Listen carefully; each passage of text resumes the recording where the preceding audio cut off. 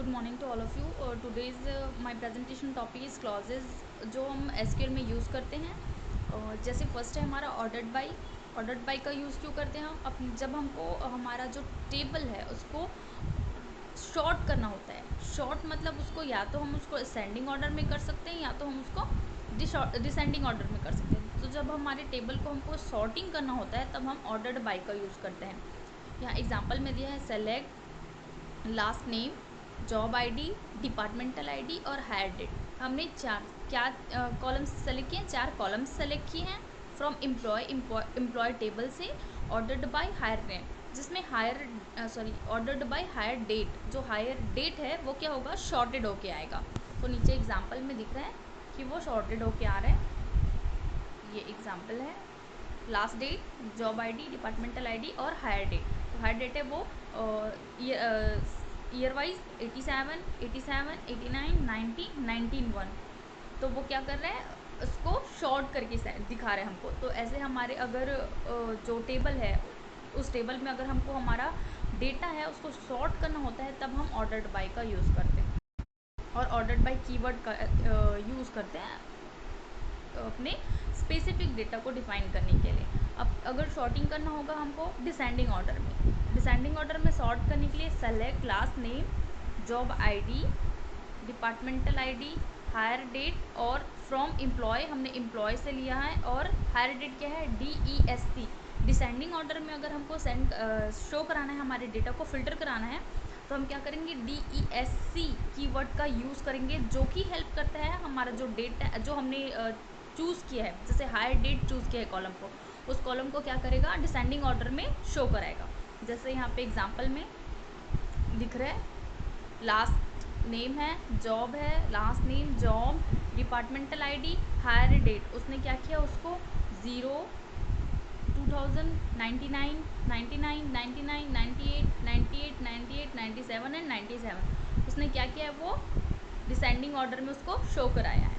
ऐसे ही अगर हमको असेंडिंग ऑर्डर में शो कराना है तो वैसे ही शो करा सकते हैं।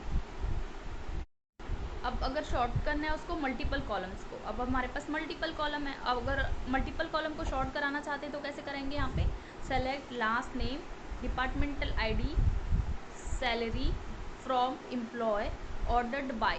हमने पहले क्या किया था? एक कॉलम को सेलेक्ट किया था। अब यहाँ पे अगर हमको एक से ज़्यादा कॉलम को शॉर्ट करना है तो डिपार्टमेंटल आईडी, हमको ये वाला आईडी ये कॉलम शॉर्ट करना है और सैलरी, जो सैलरी है उसको शॉर्ट करना है। और किस ऑर्डर में शॉर्ट करना है? DESC डिसेंडिंग ऑर्डर में शॉर्ट करना है। तो वो क्या करेगा? उसको शो कराएगा। यहाँ एग्जांपल में लास्ट नेम, डिपार्टमेंटल आईडी और सैलरी। तो जो डिपार्टमेंटल आईडी है 10, 20, 20, 50, 50, 50, 50, 50, ये क्या किया? इसको शॉर्ट कर दिया और सैलरी को शॉर्ट कर दिया है।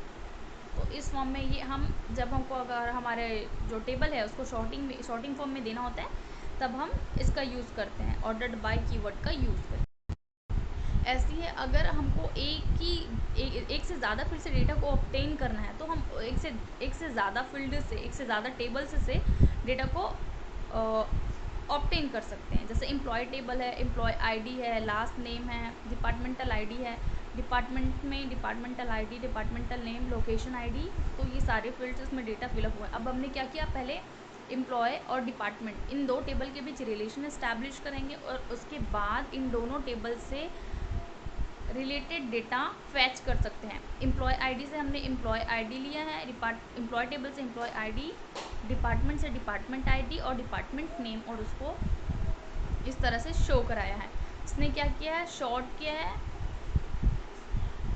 तो ये हमारा अगर हमको एक से ज़्यादा टेबल से डेटा को ऑब्टेन करना हो तो हम ऐसे जो हमारा ग्रुप बाय क्लॉज है, ग्रुप बाय का यूज़ क्यों करते हैं?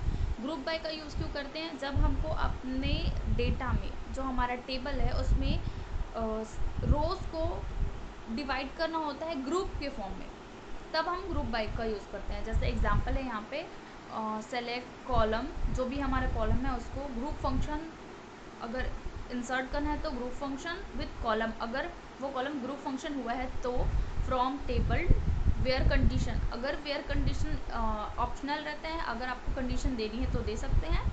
Group by expression ordered by column, अगर ऑर्डर्ड बाय यूज़ करना है तो ऑर्डर्ड बाय कॉलम का यूज़ करते हैं।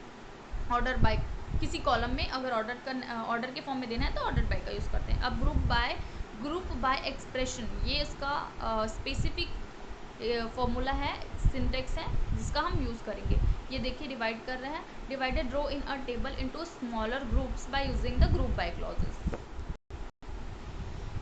Using the group by clause, all column in the select list that are not in group function must be in the group by clause। जो अगर वही कोई कॉलम है जो ग्रुप फंक्शन के साथ नहीं है वही ग्रुप बाय क्लॉज में आएंगे। तो यहाँ पे एग्जांपल है select departmental ID, average salary from employ, हमारा जो एम्प्लॉय टेबल है वहाँ से लिया गया है। हमने दो कॉलम लिया है, डिपार्टमेंटल आईडी और average salary. Group by departmental ID, departmental ID को ग्रुप बाय करना है। तो यहाँ पे एक एग्जांपल में नीचे दिया है ये डिपार्टमेंटल आईडी और एवरेज सैलरी, इसमें एवरेज सैलरी को शो कराया और डिपार्टमेंटल आईडी को शो कराया जो 8 रो को सेलेक्ट कर रहे हैं। तो इस तरह से हम अगर ग्रुप बाय क्लॉज का यूज़ करना चाहते हैं तो यूज़ कर using the group by clause on multiple column. अगर हमको एक से ज़्यादा कॉलम में, अभी हमने क्या किया था, एक कॉलम में अप्लाई किया था, अब एक से ज़्यादा कॉलम को ग्रुप करना हो, एक से ज़्यादा रोज़ को ग्रुप करना हो तो हम इसको भी ग्रुप कर सकते हैं। जैसे यहाँ पे एक एग्जांपल दिया, select departmental ID, job ID, salary. अब सम सैलरी, इसमें सम फंक्शन का यूज़ हुआ है तो वो क्या होगा, ग्रुप बाय क्लॉज में नहीं आएगा। From employ group by departmental ID और जॉब आईडी, ये दो है उसको हम ग्रुप बाय कर सकते हैं। तो डिपार्टमेंटल आईडी और जॉब आईडी हुआ और सैलरी, ये नीचे रिजल्ट के थ्रू शो हो रहा है। तो ये इस तरह से हम मल्टीपल कॉलम को भी ग्रुप बाय में। नेक्स्ट है हमारा हैविंग क्लॉज। हैविंग क्लॉज का यूज़ क्यों करते हैं, जब हमको ये बताना रहता है कि किस ग्रुप को हमको डिस्प्ले कराना है विथ रिस्ट्रिक्शन एग्रीगेशन फंक्शन का अप्लाई करके, तब हम हैविंग क्लॉज का यूज़ करते हैं। जहाँ पे रोज आर ग्रुप्ड, रो जो है वो ऑलरेडी ग्रुप्ड रहते हैं। The group function is applied, इससे पहले हमने देखा था ग्रुप बाय में ग्रुप फंक्शन जो अप्लाई कर रहा है, जिस कॉलम में ग्रुप फंक्शन का यूज़ है वो कॉलम ग्रुप बाय में नहीं आता, लेकिन इसमें हैविंग में ग्रुप बाय फंक्शन का यूज़ कर सकते हैं। वो जो column group by function applied है जिस कॉलम में, वो कॉलम भी इसमें यूज़ हो जाएगा। ग्रुप्स में matching the having clauses are display, तो वही ग्रुप जो हैविंग क्लॉज के साथ अप्लाई हुआ है वही डिस्प्ले होगा। यहाँ पे एग्जांपल दिया, select column group function from table, table का नाम, where condition, group by expression, having group condition, ordered by column. तो ये हमारा हैविंग क्लॉजेस का सिंटेक्स हुआ। इसको लेते हैं यूजिंग द हैविंग क्लॉजेस, कैसे इसका एग्जांपल होता है ये देख लेते हैं। Select departmental ID, max salary from employ group by departmental ID having max function का यूज़ हुआ है सैलरी में, जो अगर जिसमें सैलरी जो है वो 10,000 से ज़्यादा है तो वो हमको शो कराएगा।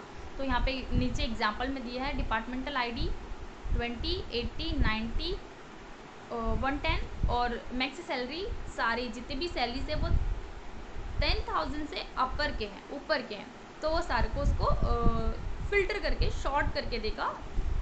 तो ये हमारा हैविंग क्लॉज का यूज़ हुआ। हैविंग क्लॉज के थ्रू हम इसको शो करा सकते हैं, तो वो उसी फील्ड को, उसी ग्रुप को शो कराएगा जिसको हमको डिस्प्ले कराना है।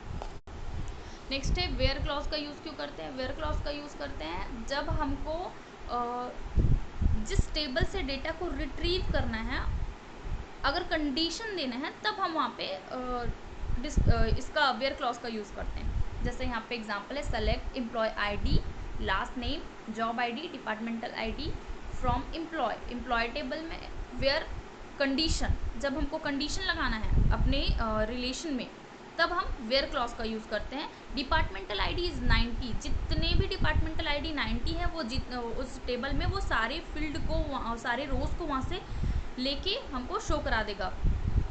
तो ये यहाँ पे नीचे एग्जांपल है, employ ID, last name, job ID, departmental ID, इसमें जितने भी डिपार्टमेंटल आईडी में जितनी की आईडी 90 है वो सारे को वो शो करा दे रहे हैं। तो जब हमको अपने टेबल में कंडीशन देना रहता है, जब हमको क्वेरी में कंडीशन की नीड होती है तब हम वेयर क्लॉज का यूज़ करते हैं। कैरेक्टर स्ट्रिंग एंड डेट्स, जब हमको कैरेक्टर स्ट्रिंग एंड डेट को एक्सप्लेन करना होता है तब हम इसको भी एक्सप्लेन कर सकते हैं, जैसे character string and date value are enclose in double quotation mark. जब भी हम अपने टेबल में अपनी क्वेरी में कैरेक्टर का यूज़ करते हैं तो उसको डबल क्वोटेशन में फिलअप करते हैं, तभी वो एग्जीक्यूट करेगा, अदरवाइज वो वहाँ पे एरर शो कर देगा। तो ये एग्जांपल है, select last name job ID departmental ID from employ where last name is equal to Ahmed. जो अहमद कैरेक्टर है उसको उसने क्या किया है, डबल क्वोटेशन के अंदर और लास्ट में सेमी कॉलम के थ्रू उसको एग्जीक्यूट किया है। तो इस तरह से ये उसको रन कराते हैं।